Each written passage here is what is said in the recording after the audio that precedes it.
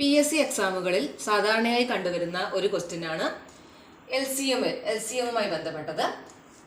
10, 15, 20 എന്നിവ കൊണ്ട് നിശേഷം ഹരിക്കാവുന്ന ഏറ്റവും ചെറിയ മൂന്നക്ക സംഖ്യ ഏത്? ഇതിൽ ഇങ്ങനെ ക്വസ്റ്റ്യൻ നമുക്ക് കിട്ടിയാൽ നമ്മൾ ആദ്യം ചെയ്യേണ്ടത് തന്നിട്ടുള്ള മൂന്ന് സംഖ്യകളുടെയും LCM കണ്ടെത്തുക. ഈ 10, 15, 20 എന്നിവയുടെ LCM എത്രയാണ്? LCM ഇവിടെ 60 ആണ് കേട്ടോ.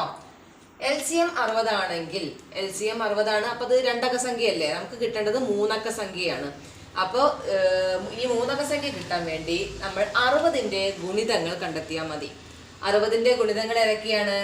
60, 120, 180, 240, 300, 360 അല്ലെ.